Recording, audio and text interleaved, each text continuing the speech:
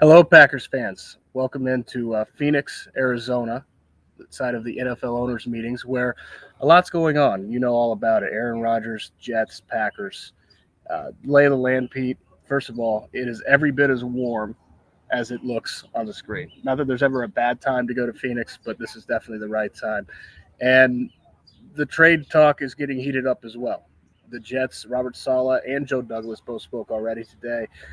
Brian Gutekunst speaks in, gosh, what time is it? About a little less than 2 hours, and we'll hear from Matt LaFleur tomorrow morning. Pete, the biggest, we talk about the trade talks heating up, but it's pretty ice cold right now. It kind of has a sense that it could be here for a while. So, what was your sense from what Robert Saleh said? The biggest thing he said was no hurry. He was asked a really good question about, and Packers fans, you're familiar with this, whether or not the Jets, when they get the trade done for Aaron Rodgers, want him to be part of the offseason program. That starts for NFL teams next month. And he was like, yeah, not really. Not really important. The reason being that Nathaniel Hackett's their offensive coordinator, and he knows Nathaniel Hackett very well. Obviously, he coached his last two MVP seasons. Robert Saleh said, if you have that rapport with an offensive coordinator, you don't really need to come in and learn the offense. You already know the offense. You know the offensive coordinator. So there's no urgency. There's no hurry. But the other thing that Robert Saleh importantly said was that he's sure that a trade will get done. He said he's a very positive, optimistic thinker. He doesn't doubt it will get done. But the question of when, Pete, could be here a while. Yeah, and it could be 3 hours from now. The deal's done. The one thing is, we just can't trust anything that they say publicly. We just, like with Brian Gutekunst this afternoon, it's probably a mistake to read very much into it unless he said something really unexpected. I mean, the Jets everybody's posturing. We're all sick of the word leverage, but everybody's trying to play whatever leverage they have. So the leverage is I can wait, just like with the Packers, the leverage is I can wait. The Rodgers doesn't know the offense and he knows Hackett, but he hasn't played with any of these guys. And we saw last year. Yeah. Last year when they knew Rodgers wasn't going to come for the offseason program, I generally dismissed it because one, if he needs the time to recharge at his age and all the stress of the season to let that wear off, that's fine. And I thought Love really needed. They'd learn a lot and get a lot out of having Love be their quarterback for the offseason. Looking back, that was an overstatement. I think they probably could have used Rodgers because he had a new receiving score. Probably should have been around for some of the OTAs, at least a week of OTAs. Maybe two. The Jets need this guy to work with their receivers and their offense and their offensive linemen. They want him in as ASAP. What's Jordan Love doing right now, or what has he recently been doing, and who has he been doing it with? He's been working out, going through drills with Christian Watson, with Aaron Jones. He's been building a rapport. So it's not just the playbook and schematics and what's here. It's chemistry. It's being able to, as Aaron Rodgers did for a long time with Devontae Adams, read body language. Know where a guy's going to be, when he's going to be there on the field. It's not just X's and O's and straight lines on a page. You have to translate that to the field. I asked a scout about this a few weeks ago, and I said, is it that important to take part in those? It's just a few practices. And he said, it's not just the practices. It's just having these guys all together in the same place, in the same building, in the same meeting room. That's as important as the physical work, and the physical work matters too, but just being around each other. So, I think the Packers could have used like half participation from Rodgers last year. The Jets definitely could use full participation. And the Packers, the Packers need to get this. If this thing drags on, what if Rodgers changes his mind? What if he gets hurt?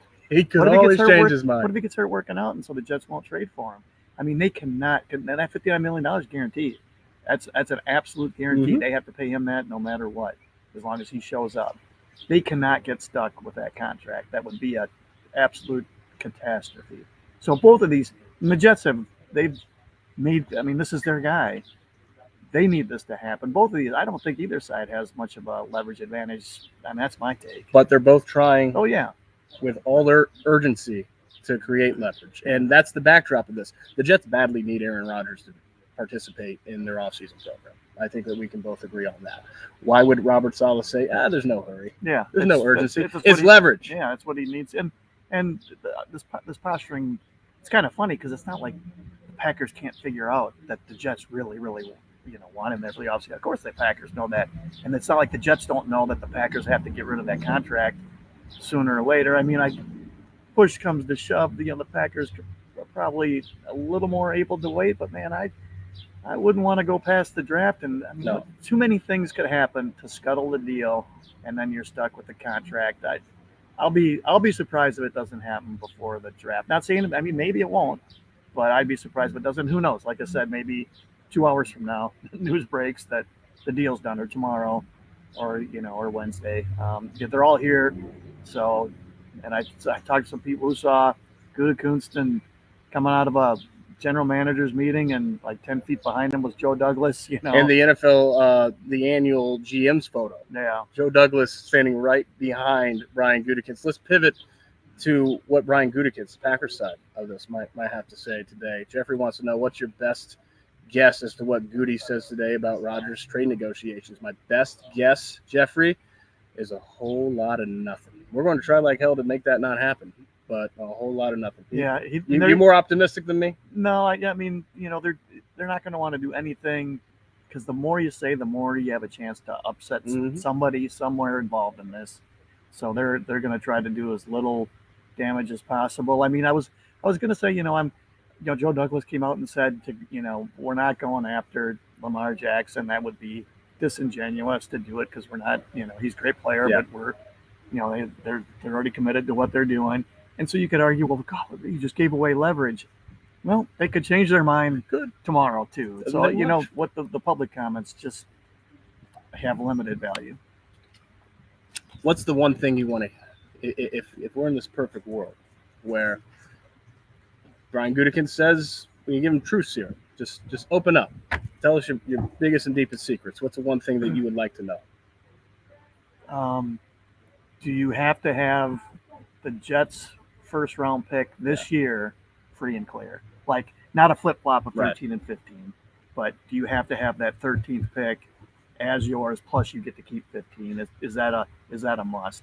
Which, if that's the case, then I think they're asking for too much. I wouldn't give that up either if I were the Jets. I would make the first rounder conditional on Rodgers playing in 24, so that Packers wouldn't get that until either next year or 25. I don't think at the end of the day that they're going to get a first round pick that doesn't include conditions on it.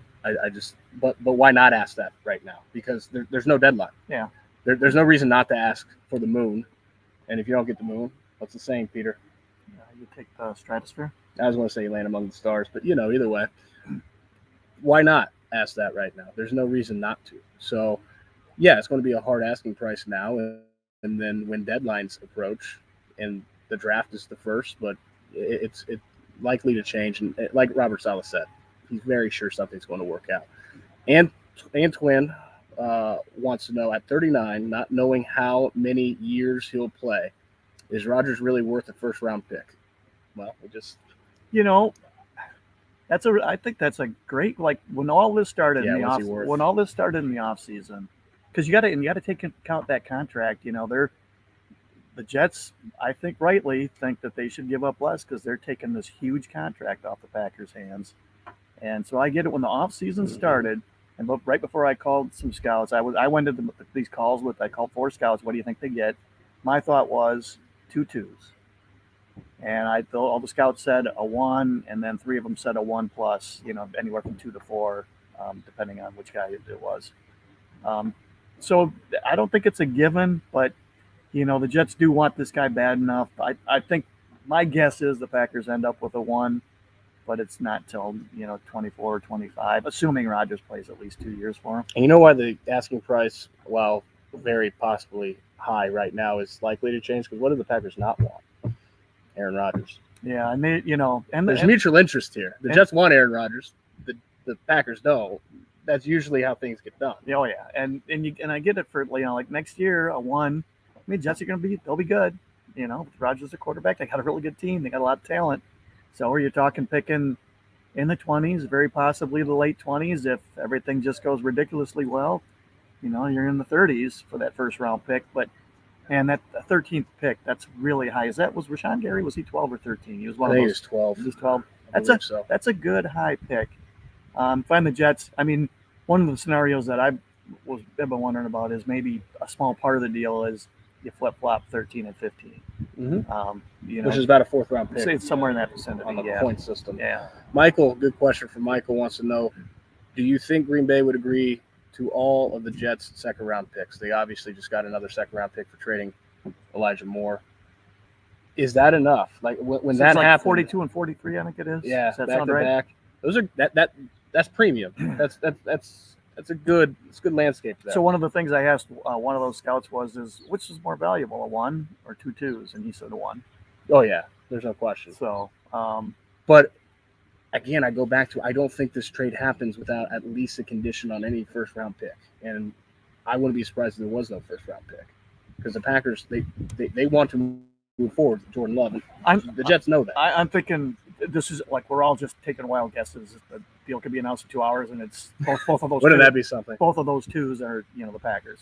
My guess is one of the reasons the Jets wanted to get that second rounder was they could trade one of them, and now still have a 2nd round pick. So I think it's more likely one of those is part of the deal than both. Linda wants to know: is there any possibility a player comes with a trade, and if so, who? I think there's definitely a possibility for no other reason than cap. I think that makes it less likely because the Packers have 0 cap room. I mean, they got nothing. That's true. Let's talk who's the receiver, Corey Davis. Yeah, $10.5 million. Even if you rework this deal, I mean, the best you could cut it down to is going to be a $3 million cap or $4 million cap. I mean, that's for how little room they have and how generally little room for maneuvering they have. That looks like a non-starter to me unless you're going to start cutting starters. The Jets don't have a lot of cap room, though. They don't, but they do. Not that they want to get rid of a Corey Davis type figure. They have numerous ways to create more cap room, though. Have you looked at how much they can restructure? Because the Packers are darn near maxed out. Yeah, the Packers are almost maxed out. Well, the Jets, they can restructure with Corey Davis amongst other things. So they're, the Jets have a lot more flexibility. They could turn around. They could cut Corey Davis if they really wanted to. I mean, Matt wants to know how much did Rodgers' appearance on the McAfee show affect the trade negotiations? Was it better for the Packers or the Jets? When it's all, I don't think it affected anything. To be honest with you, I could be wrong. I think both of these teams know where their leverage lies, and where the other guys. What's the impulse? I mean, the thing the Packers have going for them is Woody Johnson really wanted this guy, and in the end, the owner's going to get what he wants. So that's the Packers' leverage, and the Jets' leverage is the Packers have to unload this contract. And that's why it's just almost impossible to believe a deal won't get done. And like I said, I mean, if I were betting, I'd bet before the draft, and, maybe it's this week. Who knows? I think it embarrassed the Packers. I think it was awfully embarrassing to have your quarterback of 18 years, a guy that you still own the contractual rights to, come out and just wipe the floor with you, but I don't think it affected. Yeah, and there's been an element of that for the last, how many years have you been doing that show? 3? Too many? Yeah, there's been an element of that on a lot of weeks, which is another reason they probably are inclined to move on. All the big thing is get rid of the contract, and you do it if you think Jordan Love at least has a chance to be good. Both of those things happen. Josh wants to know, worst case scenario, what is the Jets and Packers straight talk breakdown? Do the Packers open up to other teams? Would they welcome them back? Worst case scenario. Sure doesn't sound like any other teams are interested, or they would have already been involved. Rodgers does have say in this, because he does. The thing he can do is he could say, another team gets involved, they want to do the trade, and then he could say to them, I'm not playing for you. I'm going to retire. So then he says he's retiring. He's not retiring. No, but he could say that. He could say it, but and then you think teams believe that? No, let me finish then. So he says I'm retiring, and then he just doesn't do anything. And then on July 30th or August 15th, he says the Packers, I'm playing this year. Here's the question. So then he shows up, and the Packers own $59 million. Here's the question I have in my head, though. He says he's retiring.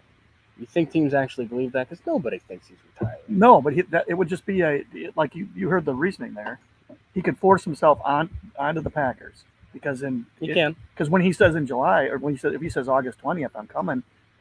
Whoever was doing the trade, they're not doing the trade now. They're not having him for camp. They're probably pulling out of the deal. Which is why what Robert Saleh said today that's why Rodgers. The whole point of that is that's why Rodgers has a say in where he ends up.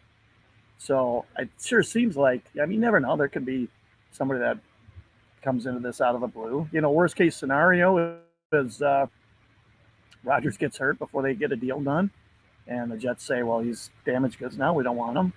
And then the Packers have to pay him $59 million. Watch out for that COVID toe. Paul wants to know what type of offensive players to add in the draft best helps Jordan Love.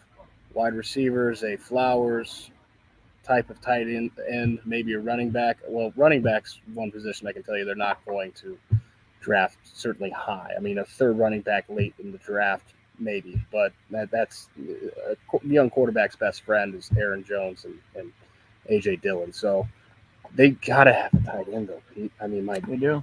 Goodness. They really, and they need another receiver, too. I would think those would be really good candidates for drafting anywhere from the first to the third round. Tight end, receiver. I think they need a pass rusher, something fierce. Defensive line, they can use help. I mean, they need obviously safety. They need going to need at least one, maybe two starting safeties. So yeah, they have huge needs on offense. They need two good skill guys. You were here for this, but when Ted Thompson pivoted in 2008 to Aaron Rodgers, he did two things. He drafted Brian Brom in the second round, so they very well could draft a quarterback this year. I don't think that's will be a surprise at all. And he loaded up at skill positions. Now, I know Jordy Nelson was 2007, the year before, but they had an idea that they might be transitioning to something. He was Michael Finley. He was preemptive with all of that, but he drafted some needs. He did it a year ahead of time for several years there, including the Nelson pick was clearly a receiver pick for the year. Like he was thinking 1 or 2 years down the road. And you could argue that Christian Watson and Romeo Doubs were awfully preemptive as well. Now, although they needed those guys. Those were for the here and now too. Yeah. They needed both those guys last year. John wants to know: are we going to trade a draft pick for a wide receiver? I would say no. I would say no also. I think they'd rather have the guy as a rookie and have a guy grow with the quarterback over a 2 or 3 year period rather than, trade for a guy who's got only maybe 2 years left on his contract, and then you got to pony up and pay him a lot of money. So my guess is no, unless they could get somebody for like a 5th round pick. But like I said, the cap too is an issue. So if the guy's on his rookie contract, if the receiver's on his rookie contract, then he'll be cheap. The thing I go back to is that the exit interview for Brian Gutekunst right after the season saying that they want a veteran in that room. Well, Randall Cobb's not going to be the guy. We know now that Allen Lazard's not going to be that guy. They don't have the cap for it. Who do they get? I think that it's much more likely that they go get another young talented guy in the draft, and they have a core now of 3 that they can build around going forward. Yeah, I'm not sure. I'm skeptical they can find a third guy who would be just a for sure starter, because again, we're talking minimum wage or close to it. They're gonna have to pay more than that to get a guy who would come in and be their third guy. It'll be really interesting. Which is why I think the draft is much more. Yeah. Likely. So if they take a receiver in the first couple rounds, it's tough for young receivers to play right off the bat, but there's a chance that by like November their third receiver is a rookie. We saw it this year. Both, if they got somebody the quality of Dobbs or Watson, that'll be hard, but even somebody the quality of Dobbs, that would help them because you wouldn't have to. Last year there were games where you're going in, you're thinking Dobbs is their best guy.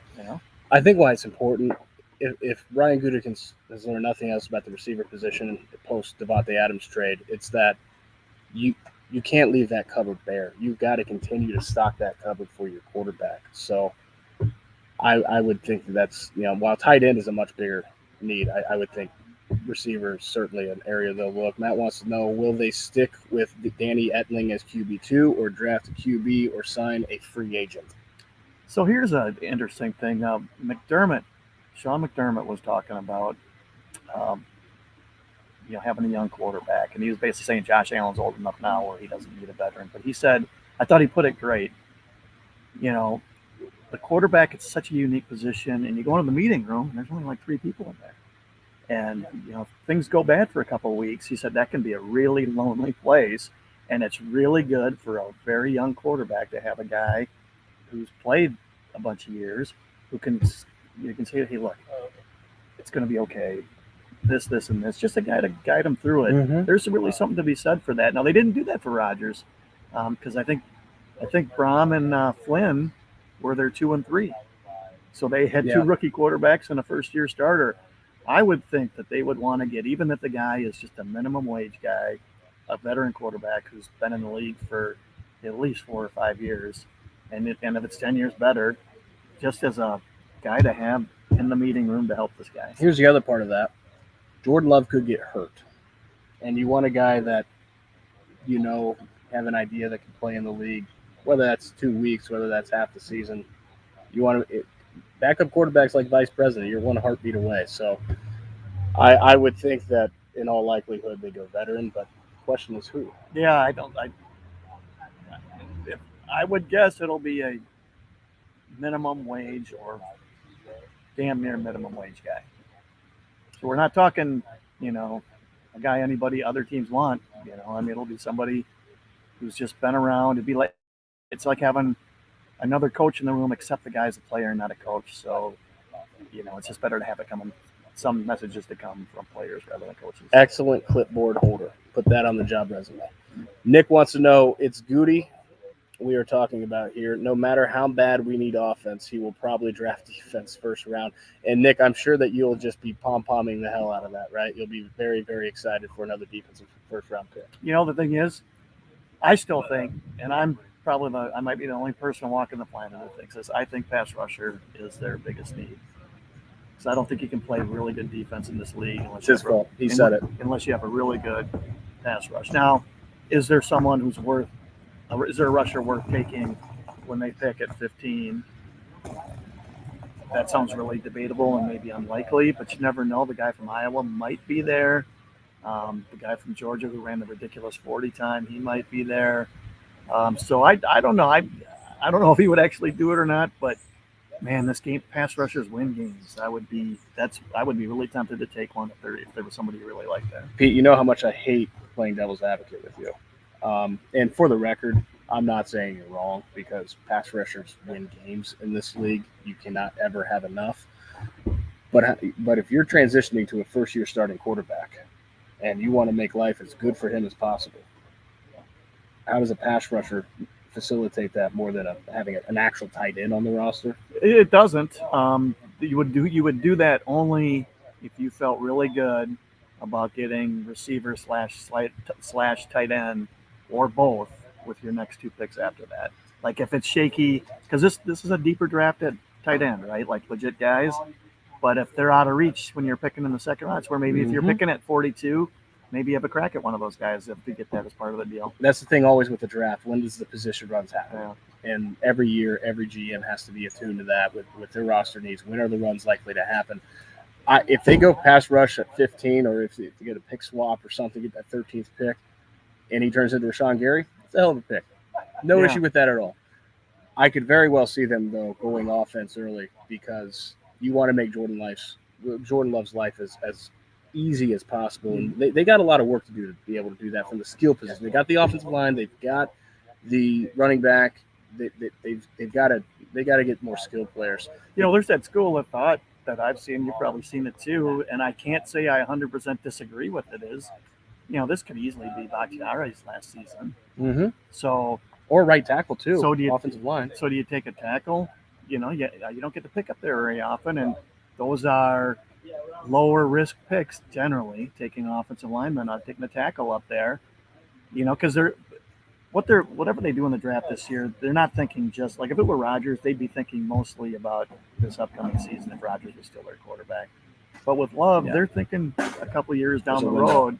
I think that opens the door to almost anything. But I mean, I agree completely. They got to come out of this with a tight end and a receiver. I just don't see, with pretty high picks, I don't see how they don't. Yeah, not just names on a roster on a depth chart. They need actual players, guys that can make impact there. Dean wants to know, the tight end class is so deep.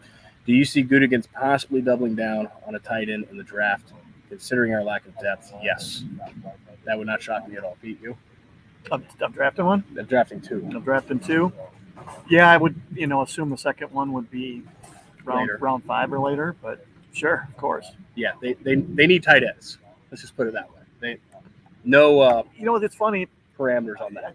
I think back, I mean, what don't they need? Almost, and this is this way every year. There's like one or two positions that are low priority, and everything else is they could use that. They need right tackle and left tackle insurance, and maybe center competition on offensive line. They need a third running back. They need another receiver. They need at least one, probably two tight ends. They need at least one, probably two safeties. So if they move, let's say they move, go down the roster. Let's say they're moving Douglas to safety, which they never tell us this stuff in the offseason. They make us wait till OTAs to see it. But let's say they move Douglas to safety. So what if there's a corner at 15 who you really like? Yeah, absolutely. I mean, wouldn't surprise me at all. Just make sure it's yeah. not Demarius Randall again. Linebacker, they don't need linebacker. Inside linebacker, and I still think taking a tackle would be a luxury, but I mean, there are other pundits and people you see who they think it's a real possibility. I still think it's a little too much of a luxury, and I also wonder what they think of what they have in Walker, and who am I thinking of? The undrafted guy who made it last year, a really tall guy, Caleb Jones. I wonder what they think they have in those two guys. It's a good question. You know what they don't need? Kick returner. No, Your 2023 Green Bay Packers, they do not need a kick returner. Yeah, how about that? I wonder when the last time that was probably 2011, 2012 when they had Cobb, and he was young, so they were going to use him in that because he wasn't starting at receiver. Levi wants to know, Stokes better bounce back. They can't take yet another DB round 1. Well, they could for the exact same scenario that Pete just laid out. And frankly, you can never have enough good corners. But, Eric Stokes needs to get over his sophomore slump really quick. Yeah, that was it was weird. Last year at this time, I was thinking that his draft was looking, it's a pretty promising draft. Right now, it's looking, and a year from now, it might be looking good again. Who knows? Christian wants to know, post-June 1st trade for Rodgers for cap reasons. No, not if they can come to any type of compromise before the draft. They want that 2023 draft pick and start the rebuild now. But an interesting, this is different, but June 1st, it changes the cap ramifications. It's not a deadline. It's not that there's no spur to action from June 1st. The spur to action is week 1 if they get past the draft, because that's when the $58.3 million option bonus is due. That's when you pay it. But June 1st doesn't actually change anything like, it's June 1st now a trade's going to happen. No, it just changes the cap ramifications. I'm thinking they'd rather take the hit now and get it over with. Yes. Rather than carry over the money, some money into 24, that dead money from Rodgers to 24. I think they'd rather just get it over. If I were them, I'd rather get it over with now. If I was me, also, for our purposes, Pete, let's just have them get it over with now. I think we'd both be okay. I still think if I had to bet, $500 of my own money, and you could either say before the draft or after, I would say I would put the money down on before. Not that it's just anything like a sure thing, but that would just be my best guess. That was just a question up on the screen. I didn't see the name. Levi again.